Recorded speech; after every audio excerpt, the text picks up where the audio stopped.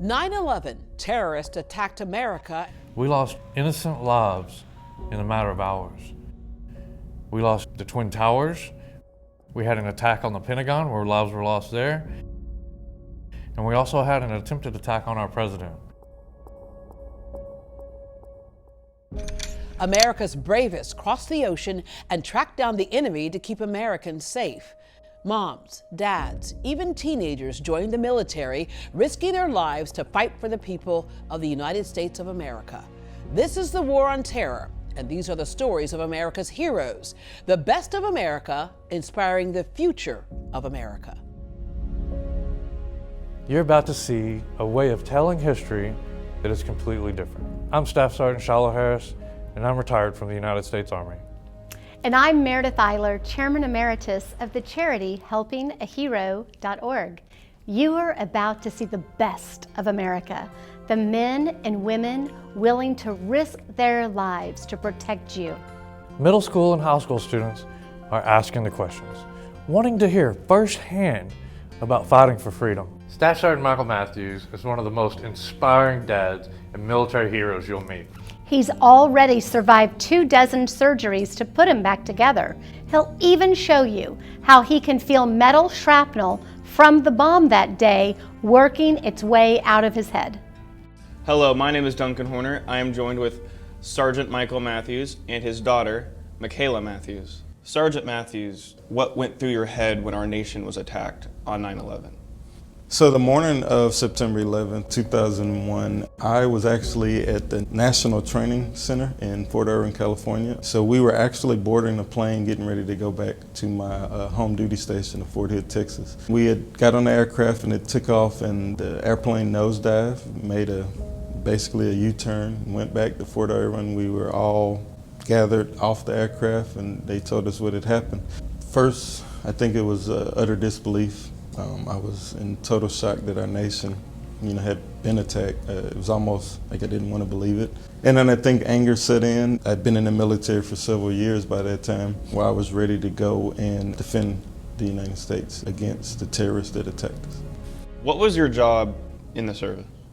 I served as an infantryman, but I also served as a reconnaissance team lead. And basically our day-to-day mission was to go out and survey the land, survey certain areas, certain hot spots in Iraq to make sure that it was safe for other military units, Marines, Navy, Air Force, Army, to go and do their job. So we went out typically an hour or two before other units and we would just survey and patrol.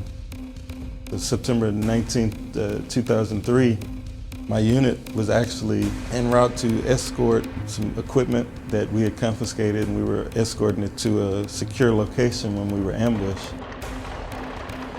Ultimately, an IED hit my vehicle and split it, and it threw me, along with another soldier who was on the back of the Humvee with me, threw us about 40 feet. And so for almost an hour, the unit was engaged with enemy fire, going back and forth, and I just lay out somewhere, I'm not sure. And then I woke up about a month and a half later in Landstuhl, Germany. I vividly remember the doctor walking in and looking at me, and he was like, "Man, we did not expect you to pull through." So from there I left Landstuhl and went to Walter Reed in Washington, D.C. That was the first time I got to, see my wife and God knows how long, but then also see my son. He was born September 8th, 2003, and so my first time actually getting to meet him was in the hospital. And so he's 17 now, and I have 4 more. I have a 14-year-old son, 10-year-old Michaela, and a 22-month-old Shiloh, and a 10-month-old Phoebe. Tell us about your injuries and how it's affected you. Injuries include shrapnel to my right arm. I actually had a piece of shrapnel about the size of an eyeglass case go through my right arm and come out my back. A sniper round that went through the vehicle and hit me in my neck and throat, broke my jaw in 2 places. I have a sniper round that went through my Kevlar, which is the helmets we wear to protect our head, and it hit me in my forehead. And I'm also scheduled to have another surgery at the end of the year to remove more shrapnel from my chest and my forehead. So there were still shrapnel. Some shrapnel can be removed and some shrapnel has to kind of work its way out. And you have a visual reminder right here under your chin. Yes, that is correct. This is from a sniper round, and it went in through my right side, your left side of my throat and jaw, and it came out on the right side through my jaw, which caused my jaw to break in 2 different places. And then I also have a shrapnel wound that is to the forehead, which is also from another sniper round. And if you lean forward, you can actually feel it. I still have a round that is there in my head, and that'll be my surgery, my 25th surgery, which is scheduled for later on this year, to remove bits and pieces of that shrapnel as much as they can get out. So how do you feel right now? Because you have physical wounds and invisible wounds. Right. There are days where, in all honesty, I don't want to do anything. I don't feel like getting out of bed, but I have to because of my kids. And so they'll never experience, like for Michaela, this is her first time probably ever hearing that there are days that I don't want to get up and do things. Typically, if they ask me, hey, can we do this? I'm like, yeah, let's go. And I could be in the worst pain ever. I could be miserable from PTSD or depression. I could have a migraine headache. I could just not be in the mood to do anything, but I still get up and do it because I think that it's important, not only as a father, but just me as an individual, to make sure that those that are around me, when they're in my presence, to make them as comfortable as possible. Michaela, what's it like hearing your dad say that for the first time? I think it tells me that he really does care for us and love us. Even when he's in a bad mood, he'll make us happy and stuff. He does a lot of stuff around the house for us. So what do you want to say to your dad and other kids who have gone through these same things?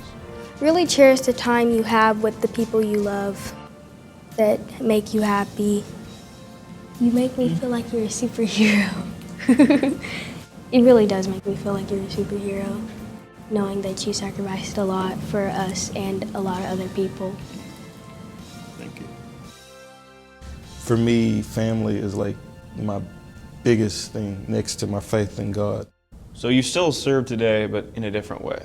Today, I think my biggest mission is just giving back, teaching people how to give back. Not just me, myself, but also as a whole family. Like when we go out and we provide for the homeless, just because you're no longer in the military or you're no longer in a military type environment doesn't mean that your service to this country is over. It means that it's technically just beginning. So what advice do you have for my generation? I would say in everything you do, put God first.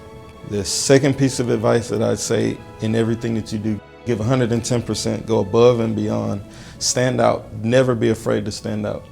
And then the last thing I would say is remain humble. So what do you think when you see this flag and when you hear the national anthem? For me, the flag not only represents, freedom. I think about my brothers and sisters that are no longer here. I think about, my service to the country. But I also think about where we are as a society, where we should be and where we could be if we just came together. There's a greater good out there. We can do it. It's going to take some effort. It's going to take some work, not just from certain people, but from all people. Thank you, America, for watching our heroes' stories who inspire us so much. We need you, America, to go to helpingahero.org and nominate a severely injured service member or veteran that is in need of an adaptive home. Helpingahero.org builds homes for our most severely wounded warriors. And today, Helping a Hero has joined Johnny Morris from Bass Pro Shops in the 100 Homes Challenge. And we invite you, America, to nominate a hero. Nominate a wounded warrior in need of adaptive housing who was injured in the post-9/11 global war on terror. We're counting on you. We need you, America, to go to helpingahero.org and nominate a hero today.